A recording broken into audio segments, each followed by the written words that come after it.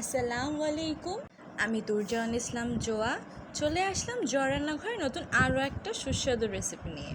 তো আমার এ কয়েকদিন অনেকই জ্বর ছিল, তার জন্য সেই জ্বরের ভিতরে আমার আম্মি সেই ছোট্টবেলার একটা রেসিপিটা বানিয়ে দিল। তো সেটাই আম্মি আবার ভিডিও করে রেখেছিল।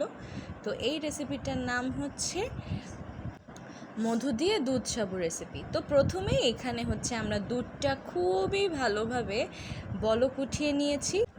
ভালোভাবে বলক উঠায়ে দিয়ে দিলাম হচ্ছে আমাদের সাবুটা দিয়ে দেওয়ার পরে এখন আমরা ঢাকনা দিয়ে রেখে দিব যাতে আমাদের সাবুগুলো সেদ্ধ হয়ে যায় আর একেবারে বড় বড় হয়ে যায়, চোখের মতো লাগে।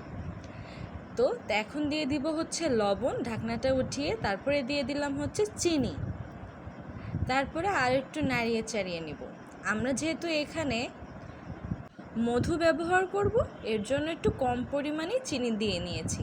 আর যদি আপনারা অনেক পরিমাণে খান তাহলে আপনারা ওইভাবে চিনি দিয়ে নিতে পারেন, তারপর আবার ওইভাবেও মধু নিয়ে দিতে পারেন। তো আবারও ঢাকনাটা দিয়ে উঠায় নিলাম। দেখেন এর উপরে একটা সর পড়ে গিয়েছে। এইরকমই যত আপনি ঢাকনা দিয়ে রেখে দিবেন আর যখন ঢাকনাটা উঠাবেন তখন এইরকম একটু সর উঠবে। আর দেখেন আমাদের সাবুটা একেবারে কত বড় বড় হয়ে গিয়েছে আর কত সুন্দর করে সেদ্ধ হয়ে গিয়েছে। তো এটা আমাদের হয়ে গিয়েছে, এখন আমরা উঠিয়ে নেব।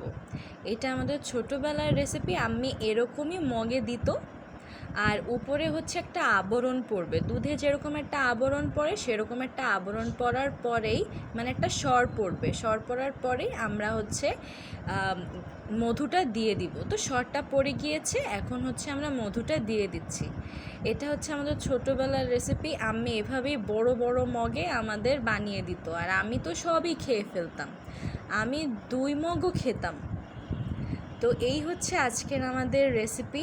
ভালো লাগলে অবশ্যই সাবস্ক্রাইব করে পাশে থাকবেন, এরকম আরও নিত্য নতুন ভিডিওর জন্য পাশে থাকেন। আল্লাহ হাফেজ।